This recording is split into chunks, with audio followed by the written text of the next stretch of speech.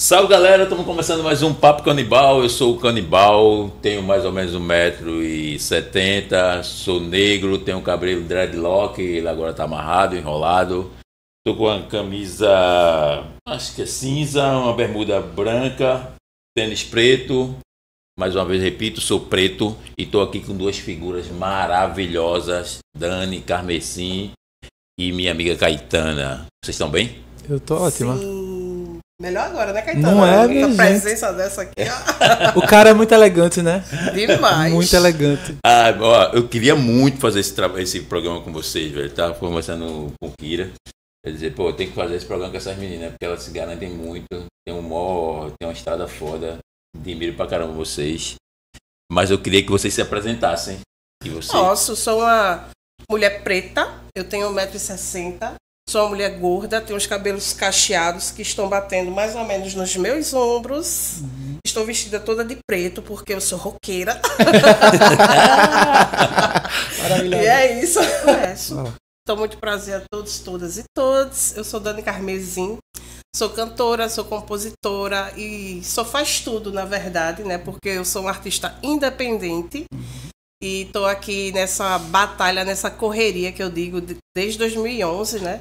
Então, assim, eu tenho 2 EPs lançados, tenho 2 discos lançados, estou aqui trabalhando atualmente para lançar um 3º disco, começar o processo de pré-produção e gravação do meu 3º disco. E é isso, né? Assim, trabalho com ritmo mais underground, vamos dizer assim, né? A base do meu trabalho é o rock, mas nem por isso eu só faço rock, né, Caetano? Eu já estava mostrando um frevo aqui que eu fiz pra Caetano. Demais. E meu trabalho é isso, né? Eu gosto de misturar outros ritmos com rock também, porque essa é a minha vida, né? A vida da gente, né? Aqui, principalmente de Recife, tantos ritmos, né, que influenciam a gente. O punk rock também. Eu sou uma travesti de 1,80 m. É importante falar isso porque dentro da realidade de cenário de identidade que a gente conhece, né, sempre dentro do aspecto feminino e masculino do sistema cis, né? Quando você nasce, se reconhece quem você é. E aí eu me reconheci trans, então eu sou uma pessoa trans, não sou uma pessoa cis. Que tá fora desse círculo. Então eu sou uma pessoa travesti de 1,80 m, preta, negra, indígena. Tô com uma blusa meio de cetim, listrada nas verticais, né? Linhas brancas verticais. Tô com uma saia longa até após o joelho, quadriculada, assim, lembra um pouco estampa de São João, uma coisa meio junina. Hoje vim bem junina. Você viu roqueira, eu vi junina. Já que estamos tão perto. E é isso. Obrigada, Canibal. Obrigada, equipe. Kira, Thaisa, Paulo, Matheus e Dani Carmesim. Obrigada, Exu, Laroie Exu. Laroie. Eu quero começar agradecendo a Canibal por mais um convite. Eu me sinto muito honrada de mais uma vez estar aqui, porque é um lugar de pertencimento mesmo. Eu me sinto muito viva estando junto de pessoas que eu respeito, admiro muito. Então, essa elegância que eu enxergo em você é por causa dessa admiração. E porque você é elegante mesmo. Eu me chamo Caetana, tenho 31 anos, sou do bairro do Coque. Sou neta de Dona Mara. Eu gosto de apresentar minhas avós, porque sem elas eu não estaria aqui. Minha avó foi uma benzedeira, rezadeira, parteira do bairro do Coque. Tem alguns afilhados lá, ela já faleceu no carnaval do ano passado. Mas tinha uma casa de umbanda aberta lá no Coque e eu cresci nessa casa de umbanda. E ela era discípula... Ela não, tá viva, né? No nosso imaginário, virou um orixá. Era discípula de seu Zé Pilintra. Então fazia esse acolhimento das pessoas, né, que estavam ali necessitando de qualquer coisa, trabalho, amor, o que fosse. E ela fazia esse acolhimento das pessoas. Então eu cresci vendo minha avó trabalhar e o restante da família também em relação a essa convivência comunitária, né? Tem o meu tio Shark, que é um um comunicador, está atuando mais na parte técnica, mas sempre trabalhou na parte técnica também, mas enfim, é das minhas inspirações. Então, a partir deles, eu comecei a entender o que é comunicação, né? Então, eu sou cantora, compositora, sou dançarina, educadora, pesquisadora, produtora musical, artística, técnica também, né? Executiva. E tudo graças a eles, porque sem referência a gente não é nada, né? Então, é isso. Gostaria de começar me apresentando assim. Pô, como é que a música fica pra vocês, cara? Porque, tem umas coisas que eu fico... Sempre quando eu falo com alguém de música, eu pergunto isso, de arte, eu pergunto isso. Como é que a arte chega até vocês? Porque quando chegou pra mim foi muito, como é que eu posso dizer? Não digo que estranho, mas tipo, eu não escolhia, tipo, eu vou fazer música. Sim, tá entendendo? Não chegou pra mim assim, vou fazer isso aqui que eu gosto. Exatamente. Parece que vai te minando, porque eu queria ser outra coisa, não tinha nada a ver com música, eu queria ser na minha vida. De repente chega a música. Como é que chega pra vocês? Eu não sei, assim, minha mãe, ela é de Exu, né, da cidade de Luiz Gonzaga, né? Não, é a cidade. Sou tão devota que se falou de Exu, Laroyê. Exu, cidade do Luiz Gonzaga, lá no interiorzão, né? Sim. Então, assim, lá no interior, vocês sabem que tem muita, né, coisa de música feita na rua mesmo. Então, assim, eu acho que quando minha mãe estava grávida de mim, provavelmente eu já estava lá dando meu pulinho. Claro que sim. A minha avó materna também, ela era autodidata, então ela tocava sanfona, ela tocava violão, era compositora e cantora também. Minha mãe diz que acha que eu herdei dela, inclusive, sabe? Tá no sangue. Tá no sangue. Então, assim, quando eu nasci, e assim, desde criança, eu sempre brincava que eu queria ser artista. Eu dizia que eu queria ser artista, só que eu não sabia que era música, sabe? E assim, ficava brincando. Foi assim que eu comecei a compor também, inclusive. Pegava a música dos outros, aquele ritmo, e botava a minha letra. Mas eu não tinha noção nenhuma de que eu estava compondo minhas primeiras músicas. Que massa, Dani. Depois eu descobri que isso é um método também, sabe? Sim, que pode ser usado para composição. Muito Mas incrível, muito inclusive. mais tarde eu descobri isso. E foi assim que eu comecei, entendeu? Então, assim, eu sempre gostei de arte em geral. Mas a música foi assim, ela me pegou de um jeito... Me abraçou, assim, sabe? Eu comecei a brincando, fazendo as minhas primeiras letras. Depois eu descobri que meu pai tinha um violão guardado no guarda-roupa. E eu comecei. Aí tinha... Canibal, tu lembra daqueles revistinhas de cifra? Sim. Meu Deus do céu. Aí tinha lá uma revistinha de cifra, né? E a primeira música que eu aprendi foi uma música dos Beatles, que era Love Me Do. E era bem facinho de tocar no violão. Eu mesma aprendi, né? A tocar sozinha. E foi assim que comecei a compor minhas próprias músicas com ritmo, já tocando violão, bem mal tocado, diga-se de passagem, que até hoje eu não consegui desenvolver, mas eu consigo compor minhas músicas no violão. Você toca muito bem, ela misturou frevo, na verdade. E ela tá... Ali era meu marido me ajudando. Tá. Então pensei que era você no violão. Ajudando. Entendi. No violão, tá bom, então. Mas ali a voz é minha. Não, a letra, a gente precisa gravar com ela também. Você precisa gravar, você vai ver. Um dia eu vou conseguir. Eu quero gravar com vocês dois, né? Por favor. Canibal, tem que cantar frevo, Canibal. Frevo, dava pra gente, né? Gravar, quem Por sabe. favor. Eu já estava puxando as pessoas assim, né? Vai sim, vamos. Mas é isso, Cani. Aí, coincidentemente, assim, eu nunca consegui, né, estudar mesmo, fazer curso técnico de música, ter uma formação técnica. Sempre foi na raça mesmo, aprendendo sozinha, vendo vídeo, enfim. E vendo as pessoas tocando próximo a mim. Meu primeiro contato mesmo, assim, com banda, vamos dizer assim, foi na igreja. Eu acho que na periferia é mais fácil o primeiro contato com banda, com música mesmo, ser através da igreja, sabe? E até hoje eu vejo que é mais ou menos assim ainda. Né? O pessoal vai pro coro da igreja, vai tocar na banda da igreja, não é assim, né? Então foi assim que eu tive minha primeira bandinha de igreja. E depois disso, coincidentemente, estava tendo uns ensaios de maracatu, lá próximo da Estação Mangueira, que eu sempre morei no bairro da Mangueira, ali perto do metrô. E eu fiquei encantada, né, com as alfaias lá. Meu Deus, que coisa, aquela loucura toda. E o pessoal, meu Deus, preconceituoso que são, chamando de Xangô. Olha, minha gente. Aí quando eu ia pra lá, né, eu queria tanto tocar, né, e eu ficava com vergonha, porque, meu Deus do céu, morrendo de vergonha. Mas aí eu criei coragem, fui falar com o professor lá e pedi, tem como eu aprender alguma coisinha e tal. E foi assim que eu tive meu primeiro contato, assim, também com essa arte mais popular, vamos dizer assim, né? Legal. Com as raízes pernambucanas. Então, eu Legal. aprendi coco, aprendi a tocar alfaia, AB. Temos a percussionista na mesa também, além de cantora, compositora. Então, por isso, assim, que a música que eu faço não é aquele rock genuíno. Tem que ter mistura de outras coisas, porque a minha vida é essa mistura, entendeu?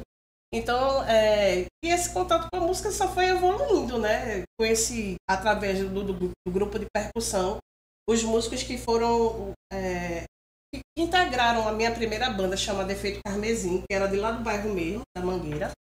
Essa banda durou uns 2 anos, depois acabou com a banda e eu fiquei sem saber o que eu ia fazer. Aí comecei a cantar em barzinho, voz e violão, mas não era isso que eu queria cantar minhas músicas, entendeu?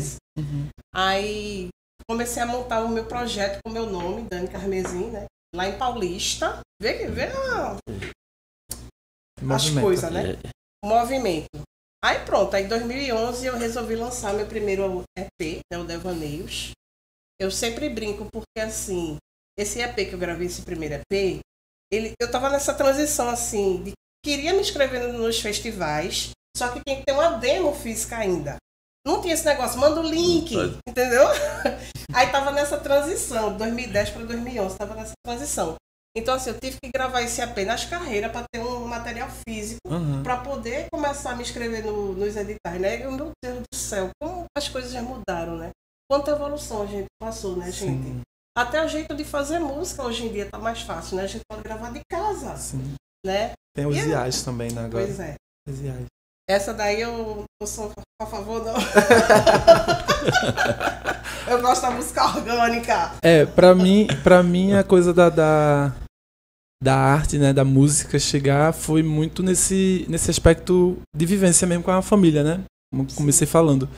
Que aí tem minha avó que tem o terreiro e acaba que o terreiro é arte também, né? Tem música, tem dança, tem gargalhada, tem meio um pouco de tudo ali. Pode crer. É um ambiente muito cinematográfico, se a gente bota uma câmera, vira um ambiente cinematográfico. E aí essa coisa do ambiente artístico também tá nas escolas, né? Tipo, pelo menos em Recife, eu sinto que talvez não tenha mais. Eu tô bem distante do ambiente de educação. Eu sou educadora, trabalhei por muitos anos, mas não tô tão próxima quanto antes. Mas eu via que os programas sociais do governo, em relação, por exemplo, à escola aberta e etc., alguns programas que existiram, tinha essa coisa do maracatu, né, de favorecer a música, o esporte e etc. E aí, numa dessas, eu conheci o Nação de Oxalá, né? Que é o maracatu lá do Coque, que tá lá há 23 anos. Então, eu lembro, tenho memória, a gente fazia um cortejo pelas ruas do Coque, que são ruas grandes, assim, abertas. E eu pequena, assim. Nós, pessoas travestis, somos lidas quando no corpo feminino, que faz o corpo que é dito masculino, que faz a transição pro feminino, e o corpo que é dito feminino que faz a transição pro masculino. Então, no meu caso, eu sempre fui vista como um homem, né? Então, desde criança, a gente é colocada como menino. Então, eu estava ali como menino e agindo como tal. Então, eu estava ali como... Acho que eu estava de porte estandarte, não lembro exatamente. Mas eu tenho memória do cortejo. Sim. E a gente bem pequenininha, assim. Era um monte de pirraia na rua, o maracatu atrás e a gente fazendo o cortejo. Desde ali eu entendi que a arte tinha eu não entendia como hoje eu entendo, mas eu sentia ali, né? Que era algo bom, algo que nos encanta, que tem beleza, que etc. Então eu entendi a arte como bela, né? Eu sentia pela primeira vez a arte como bela. E a partir disso eu fui entendendo outras coisas. Eu sempre falo nas entrevistas que a primeira vez que eu conheci a dança foi pela TV Cultura. A televisão da casa da minha mãe era preta e branca. Eu via um pessoal se movimentando belíssimamente, assim, elegante. Uma coisa meio... que hoje eu entendo como dança contemporânea, né? Aquilo que estava acontecendo era dança contemporânea. Consigo hoje ter esse entendimento. Mas quando criança não. Eu disse assim, caramba, tem a música, aquilo ali que a gente faz aqui na escola. E tem isso aqui, ó, que era algo fascinante. Eu disse, é isso que eu quero fazer.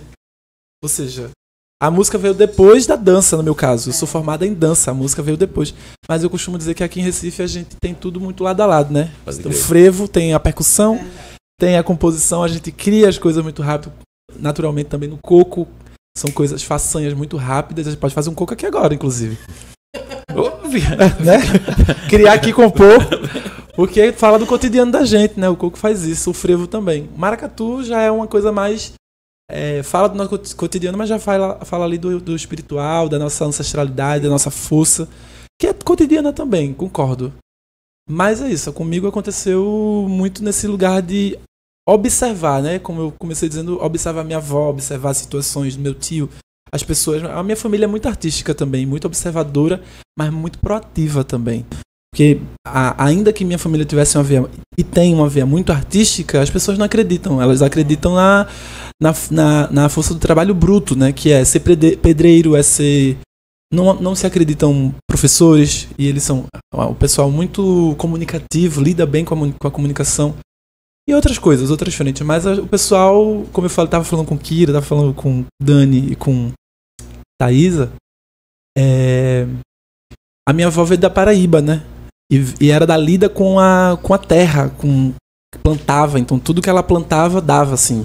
Plantava no coque, inclusive, que é aterro, é mangue, tudo ali é mangue. Mas ela plantava, a mão dela era tão incrível, que ela plantava cana-de-açúcar, os pés de manga que tem na casa até hoje, tá lá tudo em pé. Foi ela que plantou, enfim, então é isso. E aí os meus primos seguiram o caminho dela e eu e minha irmã, né?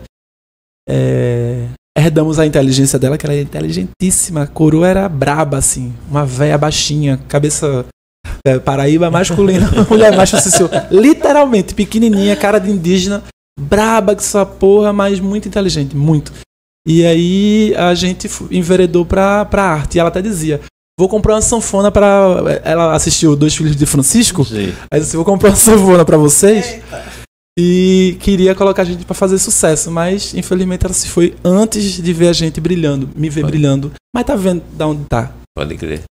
Tem uma coisa que eu fico pensando, que a gente escolhe, né? A gente é escolhido pela arte, aquela coisa isso, toda. Só que as coisas vão mudando, né? Vocês acham que naquela época era mais difícil do que é hoje? Eu digo assim, hoje a gente sabe que tem muita possibilidade de você gravar um disco, de você fazer uma turnê, aquela coisa toda, as coisas dos editais, aquela parada toda. Mas esses editais chegam em nós, chegam na nossa periferia, chegam na nossa pele, na nossa cor, chega... É a grande questão, né, Cândido? A gente estava até conversando nos bastidores sobre a dificuldade, né? Até hoje, de conseguir, além de gerenciar sua própria carreira, ainda tem isso, né? A gente tem que partir para essa parte da escrita mesmo, tentar abrir caminho, porque assim... É difícil demais, né? Assim, pelo menos, eu acho muito difícil escrever para edital. Sim. Sabe, eu não gosto, não é uma coisa que eu queria ter que fazer, mas eu sou obrigada a fazer. Mas assim, faz parte do processo. Eu acho que antes era ainda pior, sabe? Porque não tinha nada. Não tinha nada, gente. Nem assim, para a cultura periférica especificamente, não existia nem isso antigamente nos editais, entendeu? Então, assim, eu acho que foi uma evolução já, né? Hoje em dia, até para mulheres negras, mulheres indígenas, né? Tem coisas específicas nesses editais. Mas ainda é muito burocrático, é muito difícil. Eu acho também que existe pouco empenho de ensinar como a periferia pode, né, aprender a escrever isso. Porque, assim, cara, quem que vai fazer isso na periferia, né? Assim, quem você conhece que está fazendo um negócio desse, né? Assim, vamos fazer um grupo aqui, vamos aprender a escrever um edital. Estudo, né? Muito difícil, assim, sim, né? Para mim mesmo, onde eu moro, né, na Mangueira, eu nunca consegui, assim, encontrar um grupo, assim, para conseguir falar sobre edital, entendeu? Assim, todo mundo meio que na periferia, principalmente no rock, no underground, tem uma versão a edital. Eu não sei. Mas é verdade, isso é verdade. É do rock, você sabe que a galera do underground é avesso a edital. Porque eles acham que tá... Mas tem a ver com a filosofia? Tem a ver com a filosofia também, porque assim, como se estivesse cedendo ao sistema, entendeu? Cedendo ao sistema. Esse lance é muito. É até legal a gente falar sobre isso, porque termina sendo uma coisa que, ao contrário, o que você. Assim, é um direito seu. Exato. A gente tem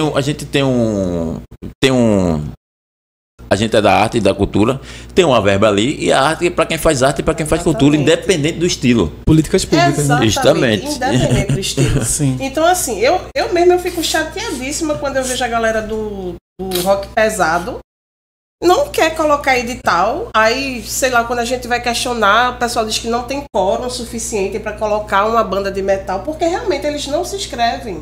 Sabe, eu acho que começou a mudar um pouquinho agora, a gente já vê Saga, entendeu? Entrando nos lives, sei lá, a galera do interior, Alquimênia, Sangue de Barro, sabe? Então, assim, ainda tem que lidar com isso, né? Com essa cultura de que, o rock, aquela coisa, a gente tem que ir contra o sistema, mas a gente tá aí, sabe? Se moldando, sei lá. E ao mesmo tempo precisa manter o trabalho vivo, né? Exatamente. Sem dinheiro não rola. Com certeza. E assim, olha, a melhor coisa, assim, que aconteceu pra mim foi eu não ter esse pensamento, entendeu? Assim. E ter a consciência de que eu sou uma cidadã, eu pago meu imposto e é meu direito, eu contribuo para isso também. E eu preciso ter minha arte também nesses espaços, entendeu? Foi tão difícil eu me reconhecer como cantora, eu só consegui me reconhecer, assim, eu acho, através de Isaá. Sabe? Quando eu vi Isaá no palco, foi que eu vi que eu podia estar ali também. Porque, poxa, uma menina preta, gorda, não via ninguém com essas características em cima do palco. Já era tão difícil ver uma mulher em cima do palco. Sim. Imagina uma mulher preta e gorda, né? Então, assim, poxa, eu sei da importância de eu estar em cima daquele palco. Eu sei quantas pessoas eu estou representando, sabe? Eu sei que minha voz é a extensão de tantas outras vozes. E me dói demais, assim, tentar conseguir expandir meu trabalho e sempre bater nessa tecla do edital, né? Assim, eu queria que fosse mais fácil o acesso ao edital, sabe? Assim, é mais fácil a gente conseguir também na parte da avaliação deles também, sabe? Os critérios que eles impõem lá. Assim, a gente tava até falando sobre isso, né, Caetano? É babado. É buraco abaixo. É ladeira abaixo, né? É uma confusão grande. Essa representatividade que tu fala, assim, de a pessoa olhar pro palco, ver uma pessoa que você se identifica. Isso eu acho muito importante nas artes, cara. Porque às vezes a pessoa não quer nem ser músico, acho que não quer, o cara não quer cantar, não quer nada, mas uma coisa que ele se identifica que tá ali e que abre a mente. A arte é isso, né, velho? A arte é você abrir a mente, é você questionar, é você. Que eu falo sempre isso pra galera, eu melhorei muito quando entrei na arte, assim. Melhorei muito, porque a gente era muito, eu particularmente, era muito de aceitar o que era imposto, né? Seja na TV, em qualquer lugar, o que estava ali era o que era certo. Exatamente. E Cani, vê assim, a realidade da gente, nós três, né? 3 pessoas pretas, periféricas aqui. Qual é a realidade que o pessoal quer impor pra gente? Sim. Não é essa realidade de que a gente pode ser artista, de que a gente pode viver do nosso trabalho autoral, que a gente, entendeu? É de submissão, né? É de subserviência, entendeu? De estar nos piores trabalhos, é como se a gente não tivesse direito a ser formado numa universidade, enfim. Esse pensamento que a galera tem, infelizmente, das pessoas periféricas pretas, entendeu? E que a gente tá aqui na garra, na luta, quebrando isso todo dia. Caetano é um exemplo maravilhoso disso. Eu tenho orgulho disso. Eu tenho orgulho de todo mundo que tá aqui nessa sala, de verdade. Canibal, meu Deus, aí deu aula de live, né? É isso, assim, eu sou muito feliz, né, de estar bate as bad, né? A gente fica triste também, porque a gente não queria estar passando por isso, por essas coisas. A gente não quer, porque a gente sabe do nosso valor. Essa coisa da arte ensina a gente. Eu acho que a arte é o orixá dizendo assim, você vale mais.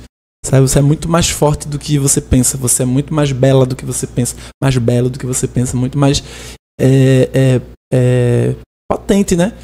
E é isso, assim, eu via muito pegando um pouquinho do gancho da outra pergunta, eu via na televisão, né? Tipo assim, eu via o sotaque, eu entendia a ensinação. Eu com 7 anos tive consciência de mundo, assim, minha cabeça fez como se fosse uma virada de chave. Puf! e dissesse assim, isso aqui, se você é uma pessoa preta, nananana, sabe? Você tá aqui, você é pobre, você é periférica, as coisas foram meio que demora pra gente entender isso, demora a gente se entender preto e com valor, como algo bom, né? Eu até fiz um rock que fala, eu tinha 15 anos, eu não sabia, e eu nem sabia o que era ser preto, eu só vivia. Hoje, com meus 20, eu já me posicionava e nem sabia. A letra é grande, eu não vou cantar, não. Mas pedacinho. Mas esse refrãozinho.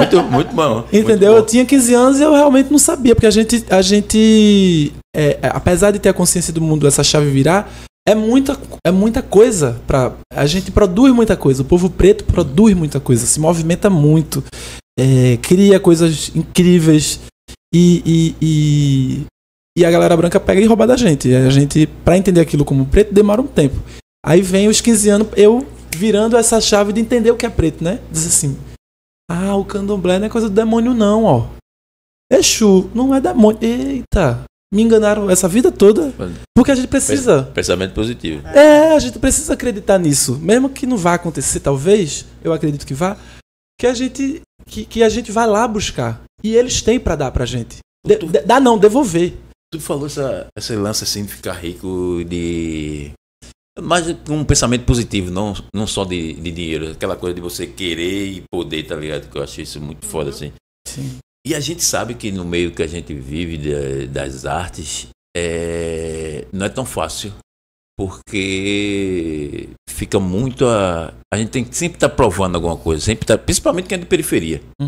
E eu fico pensando nisso, porque as melhores coisas que a gente tem que fazer para poder essas coisas dar certo é você ter autoestima do que você faz, do que você é. E senão você não chega em canto nenhum.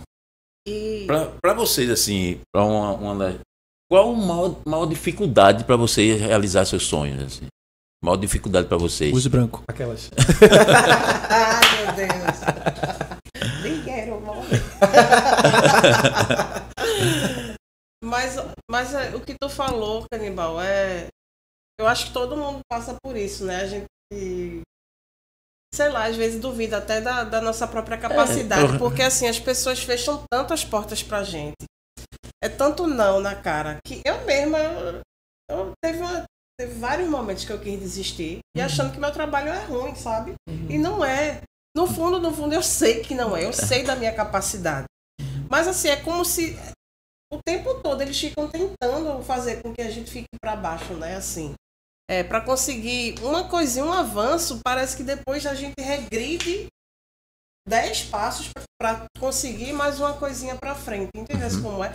E a gente nunca sai disso. Eu mesmo assim, eu sinto que hoje minha carreira assim tá um pouco estagnada. Eu tô tentando ir para frente, mas sempre tem alguma coisa me puxando para trás. Faça a frevo que você vai pra frente. Sabe? E assim, isso cansa, isso machuca, isso mexe com a nossa autoestima, ainda mais como mulher, compositora. Poxa, parece que ninguém liga pro que a gente faz, assim, sabe? Ninguém valida o que a gente escreve, ninguém valida o que a gente canta. Eu fico brincando com os brancos, né? A palavra branco, mas branco em vários sentidos também. Porque parece que a gente odeia branco e não é, né? A gente, na verdade... Quando fala das pessoas brancas, e eu falo isso quando eu digo a gente, é porque as pessoas pretas estão cansadas de verem pessoas brancas, os Nepo Babies, atualmente, protagonizando lugares de poder que a gente lutou a vida toda para ter, né? Para estar ali construindo. Vem de base da cultura tradicional, porque a cidade de Recife, ela funciona com a cultura tradicional, não por causa da prefeitura, por causa das comunidades. Porque nós somos pessoas pretas indígenas, negras indígenas, que vamos fazer independente de ter ou não ter dinheiro. Dona Glória do Coco, Dona Selma do Coco, não precisava de microfone para cantar, não. As lavadeiras. Né? A gente pega a herança que a gente tem dessa galera que faz na marra aí. Independente de ter recursos do capitalismo, as nossas tecnologias, elas são ancestrais da palavra. E a gente vai gritar, a gente vai berrar, a gente... tá dizendo que é feio, pra gente é bonito, e a gente vai continuar fazendo. Até que a galera pega e vê que vende, né? Que aí por isso que a gente fala dos brancos, que eles pegam e capitalizam em cima da gente. Sabe? Então assim, não é que eu não goste de branco, eu não gosto de branco racista. E a gente sabe que a gente vive num sistema branco racista, em que as pessoas dizem que não são racistas, são aliadas, e na verdade não são. Porque elas reproduzem um sistema que é racista. Elas não abrem mão do privilégio delas. Então, a partir do momento que você é uma pessoa branca, que vive num sistema racista e reproduz, não abre mão do seu privilégio, vamos trabalhar com níveis do racismo. Né? Então tem aquela pessoa mega racista que está no alto escalão, deixando pessoas pretas morrerem soterradas, e tem a nível inicial do racismo que está ali, porque todo mundo que vive nesse sistema é vítima do racismo de certa forma, a ponto de reproduzi-lo. Mas eu estou em exercício, por exemplo, eu não sou uma pessoa racista a ponto de não me reconhecer em você, sabe? De não achar a sua cor bonita, de não achar o que você faz com o seu corpo e com a sua história bonita. É o direito seu, eu não tenho que opinar sobre isso, de apagamento da nossa história e etc. Então, é um exercício que se faz constante, mas eu sinto que as pessoas brancas não estão fazendo. Ainda não estão fazendo. Por isso que eu brinco. Né? A nossa maior dificuldade hoje é encarar pessoas brancas em lugares de poder. Porque parece assim que para o trabalho de um preto sobressair, ainda precisa ser validado pelos brancos, que a maioria deles é o quê? São os donos dos festivais, são os curadores. Isso. Será que... Eu não sei, eu não conheço um curador de festival preto, assim, sabe? Tem um ou outro. Um ou outro perdido, né? Que então, grita assim, que nem a gente. Quero tá aí! Lene, beijos, te amo. Quando se fala assim desse racismo que realmente está em todo canto, existe, está em todo canto. E quando ele tá dentro da nossa casa, velho, nossa casa como bairro, como rua, como amigo, tá ligado? Que é aquele amigo que demoniza tua religião, é aquele amigo que demoniza tua arte, você tá fazendo rock, é coisa do demônio, tá fazendo... Quando tá ali perto de você, como é que você desconstrói isso? Aquilo que eu tava falando, né? Quando eu fui para o grupo de percussão, o pessoal só dizia que eu ia pro Xangô. A própria galera da comunidade, pessoas negras, ancestrais. Eu acho que tinha pessoas ali que até remanescentes de quilombo e nem sabia que a família era, falando que a cultura popular lá, o baracatu e tal, é Xangô. Acho que isso vai dar aquela enxurrada de fake news, que na época nem se chamava de fake news, mas não tinha. Que a galera que sempre falava, né, velho? Tipo, exatamente. Se você, eu acho que, tipo assim, um dia eu tava falando com... Eu fiz essa minha tatuagem e eu falando pro rapaz, eu disse, cara, eu acho que se tem um orixá que é a cara do ser humano, é o Exu. Porque ele é alegre, ele é triste, ele é feliz, ele chora, ele ri, ele tem ódio, ele tem amor, ele tem tudo e é muito parecido com o ser humano. É muito humano, né? A igreja, aquela igreja que te hostiliza, aquela igreja que só faz tirar tudo de você, não ia querer um orixá desse perto da gente, sim, sabendo com certeza. que... Então vamos demonizar rebelde, ele. Né? Rebelde, então vamos... Olha, pela então igreja vamos antiga ele. eu tava queimada na fogueira, mas só tu? Mulher, nós três aqui, ó. Em cima na fogueira. Aí tem essas coisas todas que a gente vê acontecendo, e hoje em dia a gente está muito mais ligado, porque a tecnologia está para todo mundo. Apesar de ter muita coisa ruim, tem muitas coisas boas dentro da tecnologia que você pode pesquisar e até mesmo trocar essa ideia, de conversar e de mudar um quadro social através dela, de você conversar, mostrar, falar, embora tendo todas essas fake news. É um exemplo, né, vivendo lá na periferia lá e que transformou, né, o trabalho de vocês, o trabalho social, que é da rádio também, né? Então, assim, eu acho assim, sabe, Cani, tem muita coisa que parecia que a gente tava com uma venda nos olhos, sabe? Quando a gente era criança, pelo menos adolescente, criança, parecia que a gente tava com uma venda nos olhos. Então, assim, a gente foi educado com essa educação que tem essa base já racista, né? Com essa base de que meio que o preto não vale muito, a gente tem que saber o lugar da gente, a gente tem que saber o nosso lugar como preto. Então foi mais ou menos assim, né? A gente era meio vendado.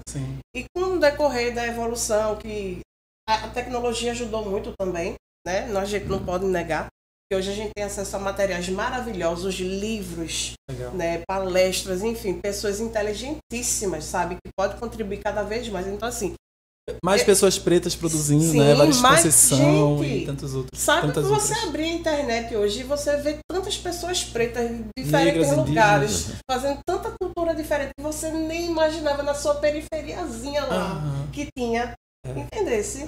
Então, assim, com a tecnologia que ajudou, essa venda foi, sabe, caindo, foi abrindo os nossos olhos. Eu acho que hoje a periferia, a juventude, né, ela já tá com esse negócio do olhar mais apurado. Ela sabe questionar, sabe? Ela sabe já o que é tá sendo racismo. Ela sabe o que é um assédio, sabe? E a gente não sabia. Ela sabe o que é machismo. Exatamente, sabe o que é machismo. Então, assim, ela sabe que ela tem direito também, inclusive aos editais, hoje em dia. Então, assim, eu penso mais ou menos assim, sabe? Antigamente, realmente, o negócio era muito pior. Hoje em dia, a gente melhorou muito. Tem que evoluir muito mais, claro, né? Mas, assim, eu ainda sinto preconceito onde eu moro. Sabe? O pessoal ainda me olha troncho. Você quer andar de preto? Você é só de preto? Só quer andar de preto. Se eu posso dizer, o que você falou assim, o meu povo tava vendo, dizendo que é Xangô. No meu caso, era Xangô mesmo. Não era... Não, mas é porque eu queria dizer assim, eu que entendi. o pessoal não sabe nem o que é realmente o Xangô. Eu entendi. E queria usar isso de uma forma pejorativa, Pejorativa, entendeu? Mas aí é que tá a questão. É que, de fato, é Xangô, porque o maracatu nação, ele vem do candomblé, a não ser que seja percussivo, e aí é outra história. Mas, no meu caso, era Xangô mesmo. Não dizer que não era de Xangô, no meu caso. Era dizer assim, não é ruim. Tentar dizer a essas pessoas que, mesmo sendo de Xangô, não é uma coisa ruim. Como eu entendi que Exu não era demônio, não era um diabo. Que aí é coisa dos brancos cristãos, os católicos, evangélicos, protestantes, etc. A gente trabalha com outra coisa. Se eles trabalham com o demônio, aí é com eles. A gente trabalha com a alegria, com a música, com a dança, com a comunidade, com a filosofia de liberdade, de cunho, de entender raça, de entender sexualidade, de entender tudo isso. A gente discute isso. Exu é isso também. É corpo, é sexo, é tantas coisas. E eu acho que a gente tem que assumir que o maracatu vem desse lugar. Para se tornar percussivo logo em seguida, ele vem primeiro do terreiro, né?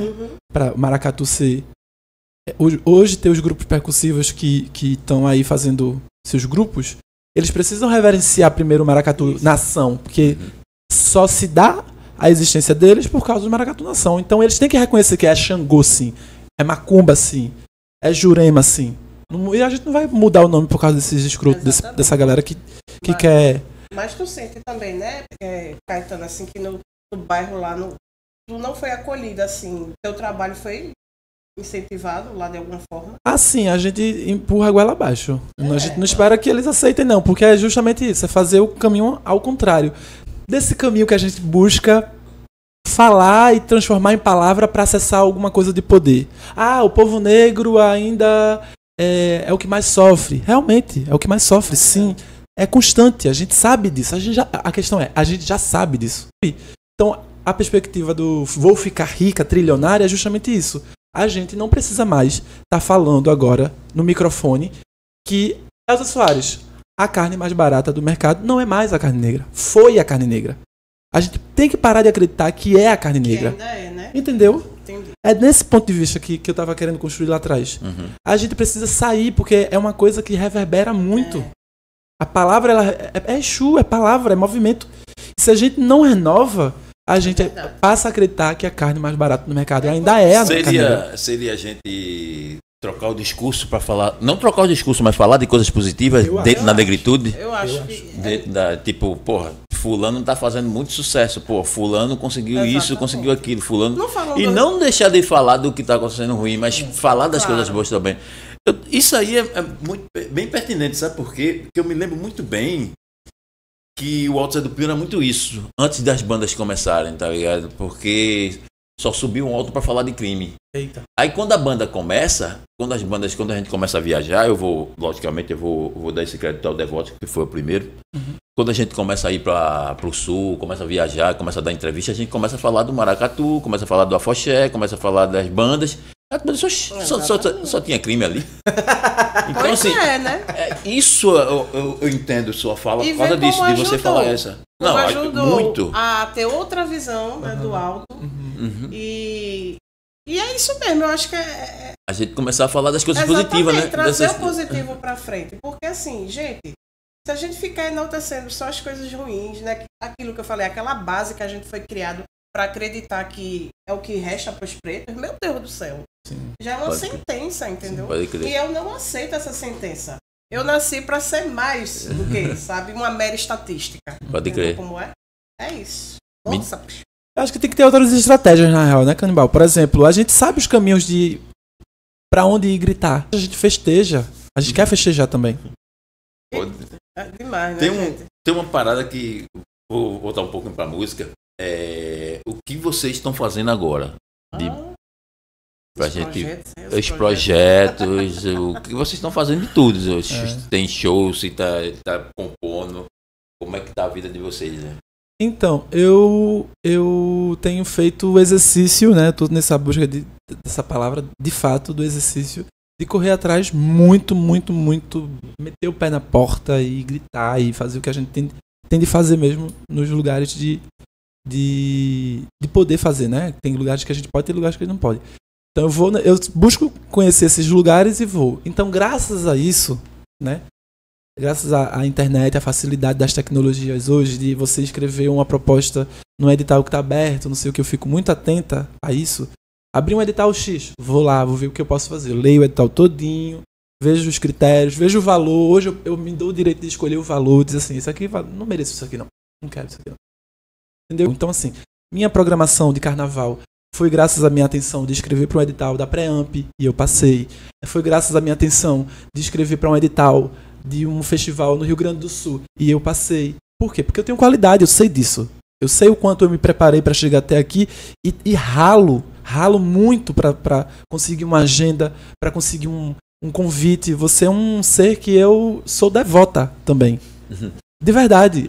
Porque não é só pela questão de ter me chamado para fazer o Manguezaça ou para fazer o Hack and Play ou para fazer lá no Sesc. É porque você tem uma história que me inspira. Você, Zé Manuel, desse Tigrona, Lia de Tamaracá, Elza Soares, que eu carrego com o meu fazer, entendeu? Com as minhas coisas.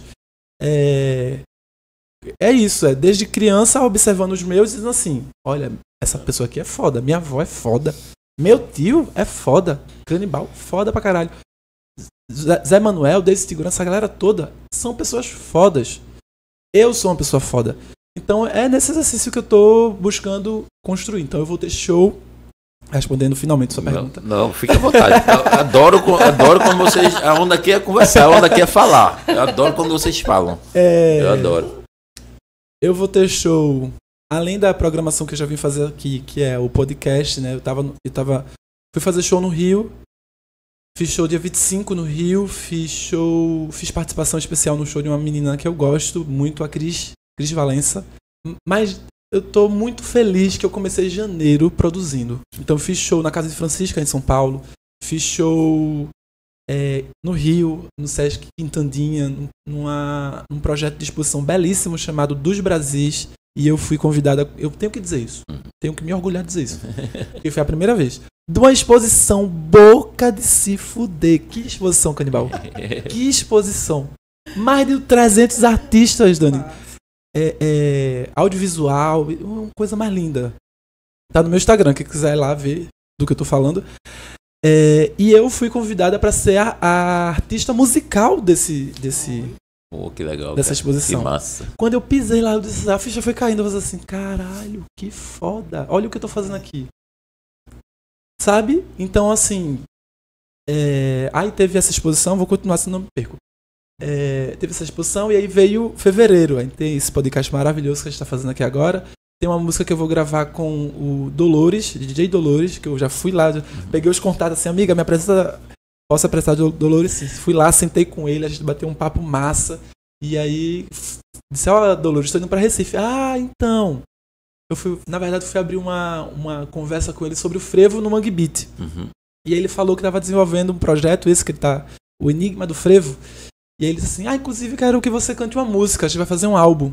Sério? Aí ele mandou, já tô alinhada com ele lá.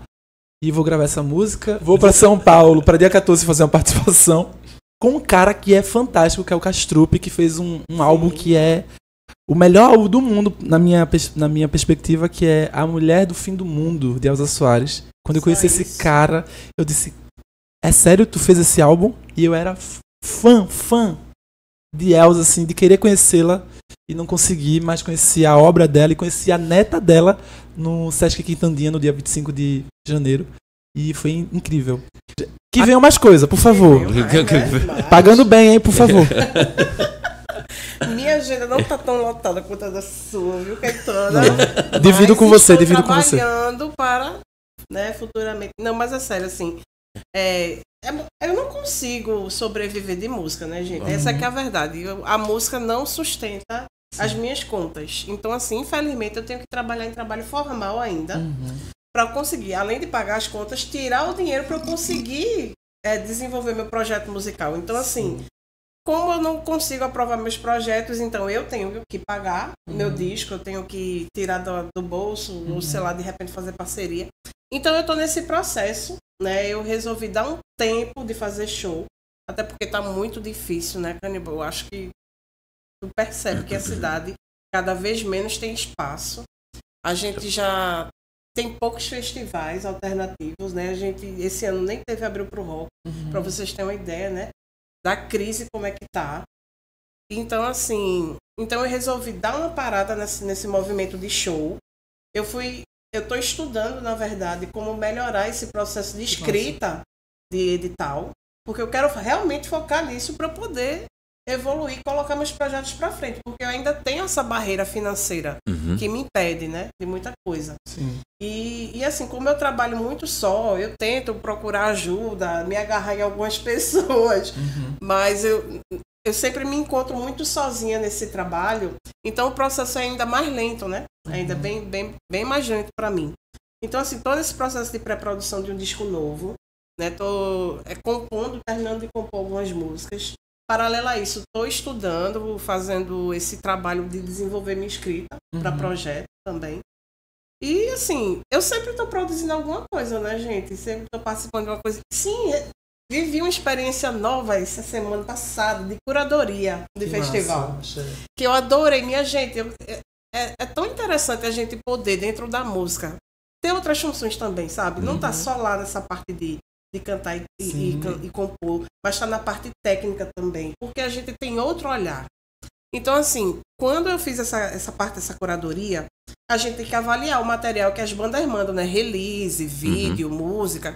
Então, assim, cara, eu vi a importância que esse material tem, sabe? E como é importante a gente, como artista, se tocar em detalhes tão bestinhas que fazem a diferença. Você vê de sabe? dentro, né? Exatamente.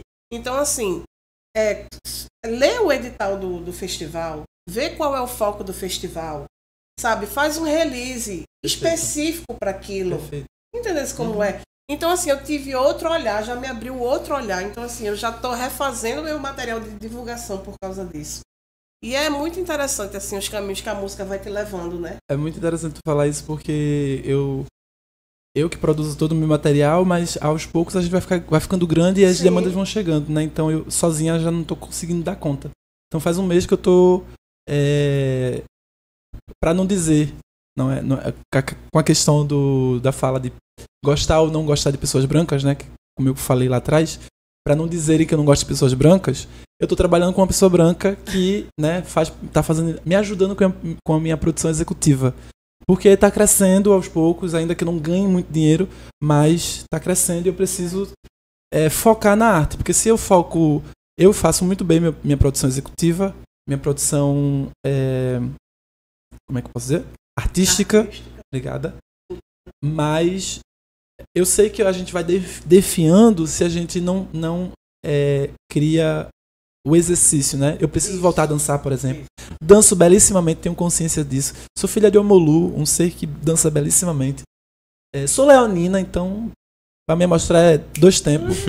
Então eu danço muito bem, eu preciso voltar a dançar porque é um processo que o meu corpo e minha alma pedem, que a arte salva, né?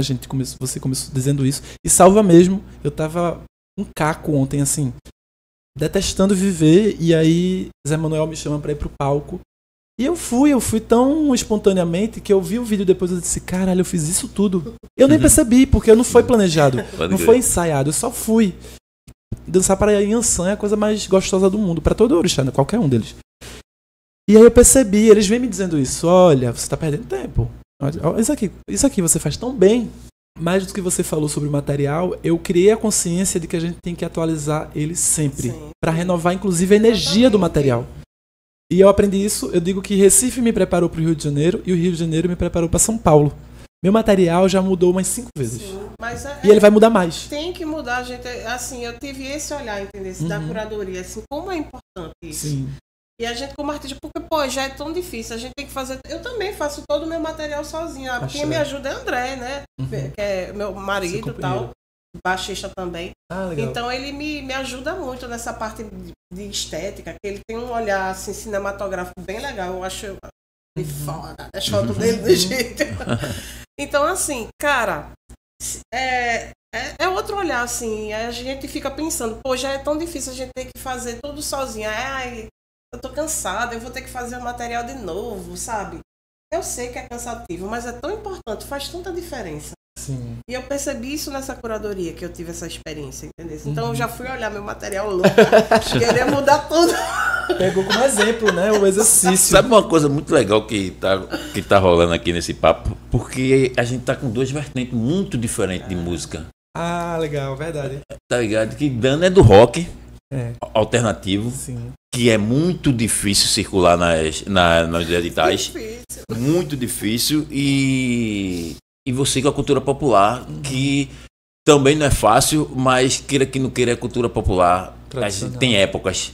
Sim. Tem aquela coisa que a pessoa dá mais atenção. É verdade. Tem aquela coisa... Eu acho que a cultura popular ela é mais agregadora.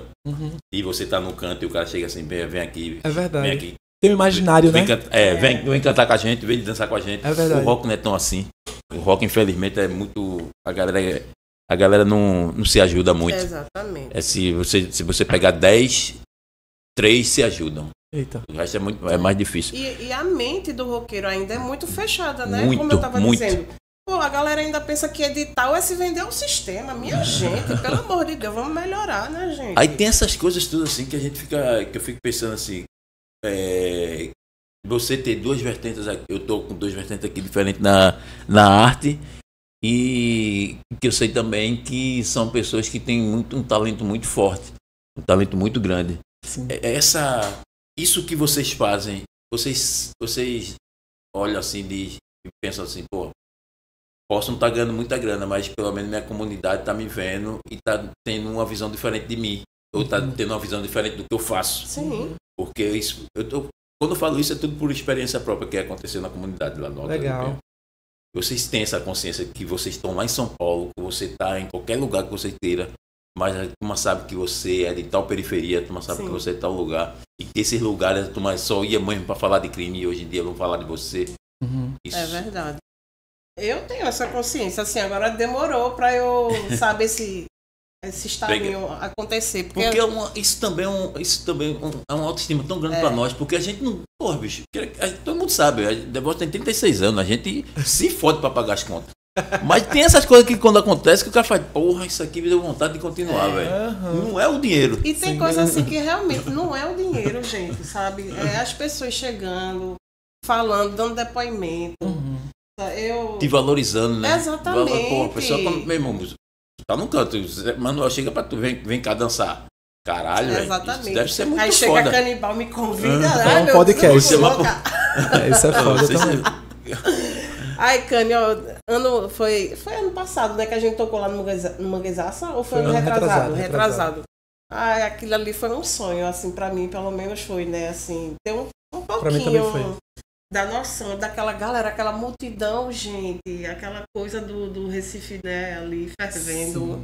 E essa multiculturalidade que a gente tem, né, pernambucana, porque, pô, Caetano viaja muito, a gente viaja muito, a gente sabe como é que é.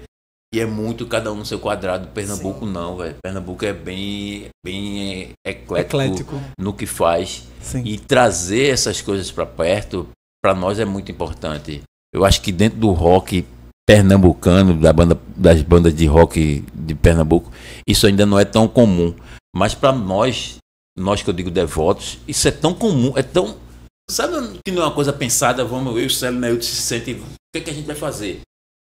Vamos chamar Caetano, vamos chamar Dani, não é assim. Uhum. A gente tá aqui, a gente tá ensaiando, pô. A gente tá ensaiando, daqui a pouco, meu irmão, vamos chamar Caetano, vamos chamar...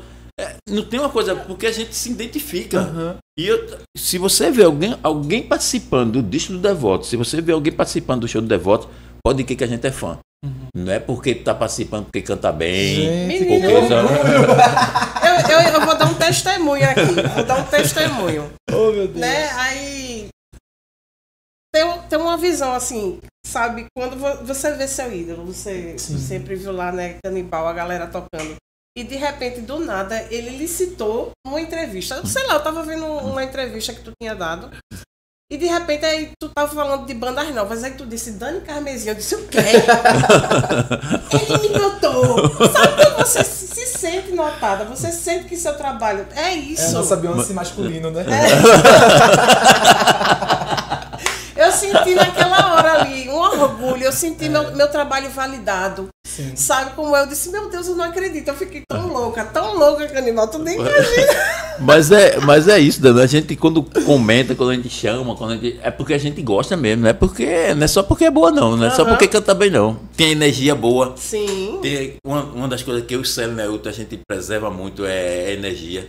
Às vezes a pessoa nem é isso tudo e tal, mas tem uma energia fuderosa, a gente acha que merece um... Meu irmão, essa galera tem que ser mais vista, velho. Essa galera tem que estar mais perto da gente. Exatamente. Já que a gente tá tendo essa possibilidade... Eu acho o exemplo de vocês, assim, é uma banda grande, né, Caetano? Assim, uma história... Com história, mais de 30 representa a gente, meu Deus do céu. Então, assim, ainda tem essa humildade de pegar o palco deles em eventos grandes, Manguezaça, Hack and Play, abriu pro rock e ainda abrir espaço pra gente, né?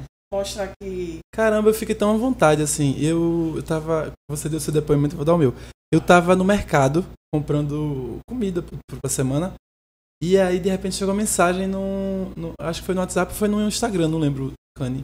Mas você falando, me convidando pro Manguezaça. Eu disse, mentira. Caralho, o Canibal me convidou pro Manguezaça. Aí eu fui ver, eu quero Manguezaça. Eu disse, caralho.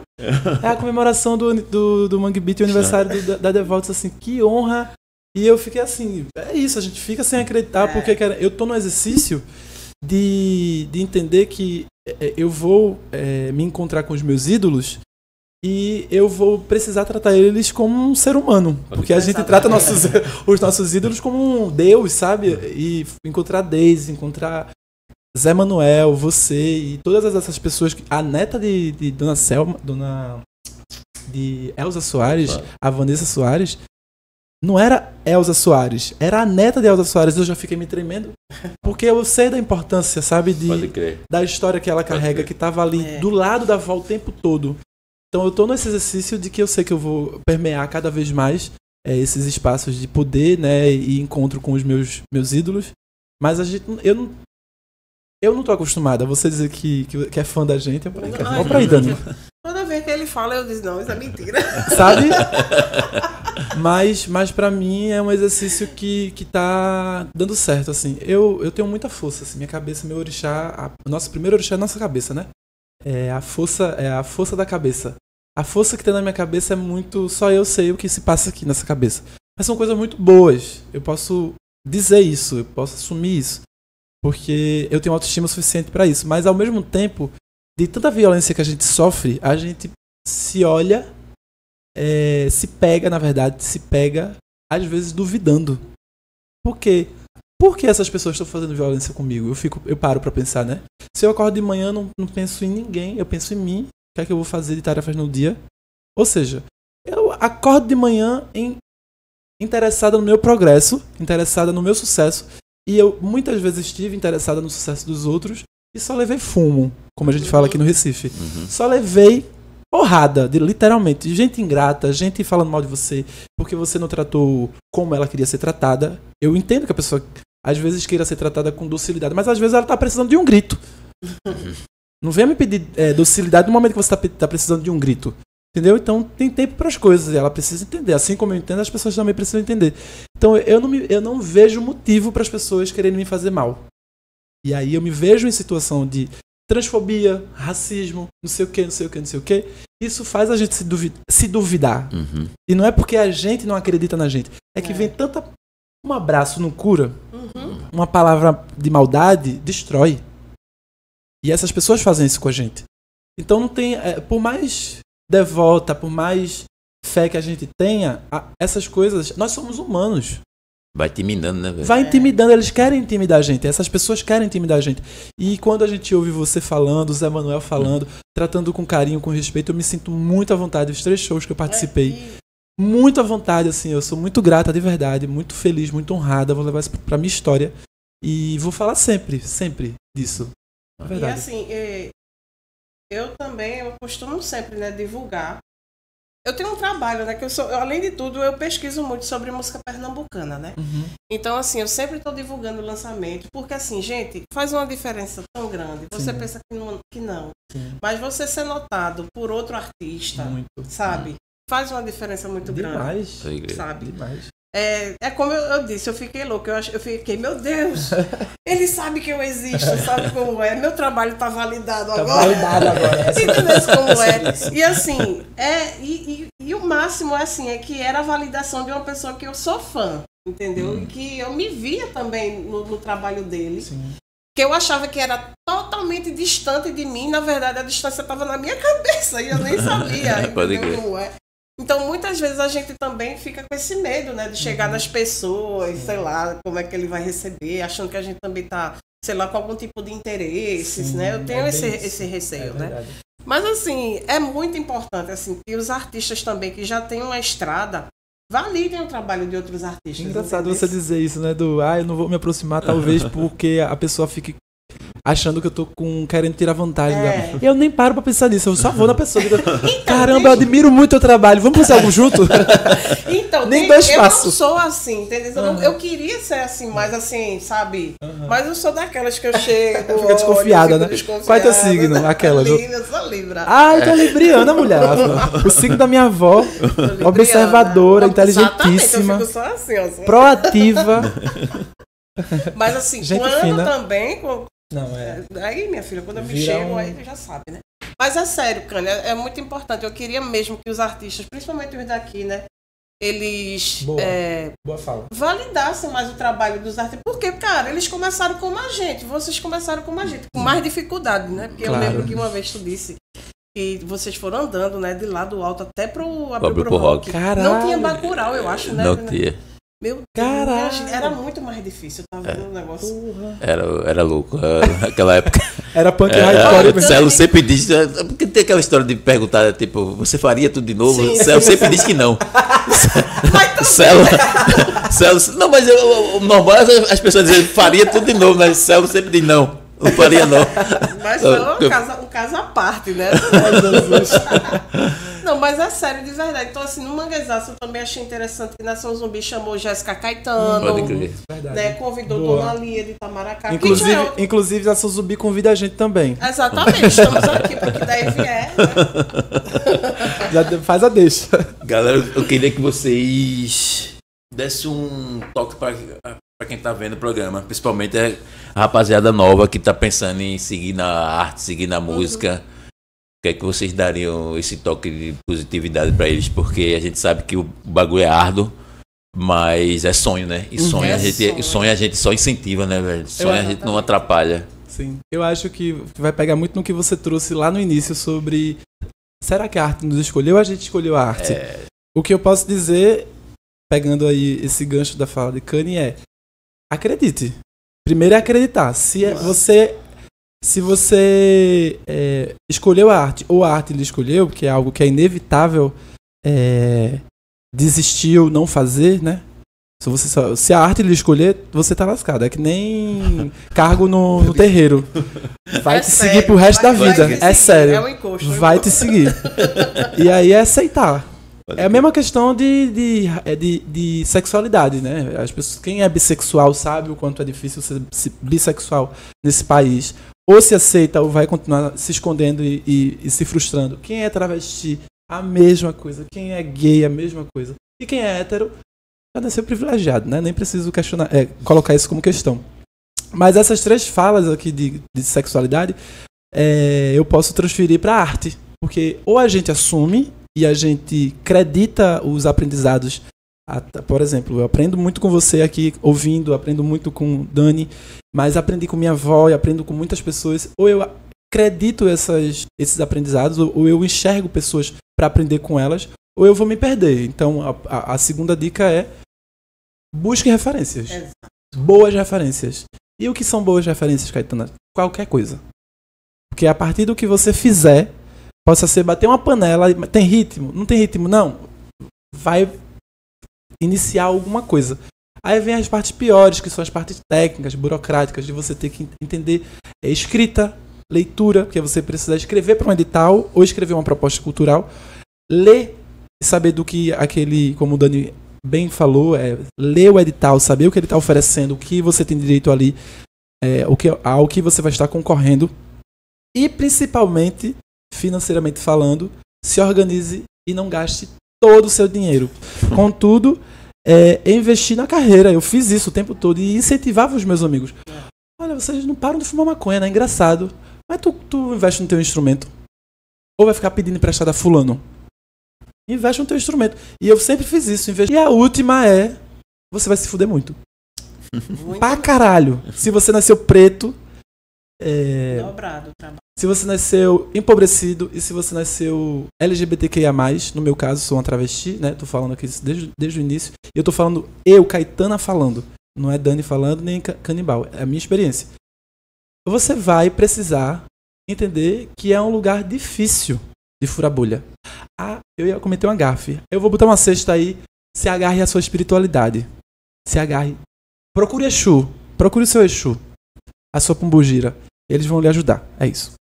Mas essa listinha básica mesmo, assim, sabendo, você tem que primeiro botar na sua cabeça que você realmente vai trabalhar muito, muito mesmo, mais do que um trabalho formal, porque, e assim, toma conta do seu dia inteiro, sabe? Então assim, eu acordo pensando em coisas que eu quero desenvolver e eu vou dormir pensando nisso também. A mesma coisa. Então assim, você tem também, ao máximo, tentar se profissionalizar. Boa. Então, assim, vai estudar. Tem muito material hoje na internet. Quando eu comecei, eu não sabia nem o que era ISRC, sabe? Eu nem sabia que a gente tem que se afiliar numa associação para ter direito autoral, que a gente poderia arrecadar dinheiro com isso, sabe? O mínimo que seja, mas é meu e eu quero. Então, assim, procure estudar essa parte burocrática, porque ela vai lhe ajudar muito, vai abrir muitos seus caminhos, sua mente também. Claro, se especialize também. Se você é musicista, passa uma hora todo dia lá tocando, sabe? Eu não fiz aula de canto, mas eu boto aulas de canto para estudar. Arrasou. Entendeu? No YouTube. Então, assim, formação técnica também é importante. A gente tem esse material, até o site do MINC mesmo, né, do Ministério da Cultura. Tem muitos cursos gratuitos. Eu fiz o curso lá de aperfeiçoamento de escrita de edital. Uau, que legal. E tá disponível, né? Tá de graça. Aí tem lá para quem quer aprender a mexer no Reaper. Ou seja, você pode aprender a gravar em casa mesmo, né? Então, e tem outras coisas lá. Não é só, sabe, tem a parte de sonorização também. É muito importante a gente ter essa formação técnica. Eu acho muito importante, porque isso me ajudou muito. E me esclareceu muitas coisas que eu acho que vivia nebulosa, porque ninguém fala dessa parte burocrática. Vamos falar sério? Ninguém fala, porque é chata pra caramba, entendeu? Mas é o que mais, assim, tem que ser sua base. Sim. Né? Então, assim, acredite também no seu potencial, isso é muito importante. Trabalhe sua cabeça. Tem hora que você vai endoidar, você vai pirar, você vai querer acabar com tudo, mas é aquilo que a gente tava falando, aquele encostinho que fica atrás da gente, sabe? Aquela vozinha de minha filha, te levanta, vai te embora. Tu já andou tanto, por que é que tu mesmo agora vai voltar pra trás? Vai recuar, né? Exatamente, né? Busca a sua própria verdade, sabe? Seu próprio som, sua própria voz. Sim. Não querer comparar com outros trabalhos, ou, sei lá, você tem referências, óbvio, é inerente, assim, às vezes até inconscientemente, quando a gente vê, a gente tá fazendo coisas que lembram trabalho de algum artista que a gente admira, né? Mas assim, tente ser original também. Eu acho que isso importante, é o que vai lhe muito destacar importante. muito, sabe? Muito Real. importante isso. Muito ser original. Sua verdade, sua voz. Ter identidade no que você faz isso é primordial em qualquer profissão. Muito. É o que vai lhe destacar, é o que vai abrir os caminhos para você também. Entender que você não vai encontrar a sua voz, a sua identidade vocal na primeira vez. Exatamente. Leva tempo para encontrar. Leva tempo. Gente, é muito difícil realmente assim construir uma carreira, né? A gente vai aprendendo também no palco, né, Canibal? Ensina muito a gente. Sim, o palco ensina ensina demais, velho. A se portar, a como resolver problemas, assim, tem que pensar rápido. Isso. Entendeu? Então, realmente, a experiência mesmo, a vivência lá é que vai lhe moldando mesmo.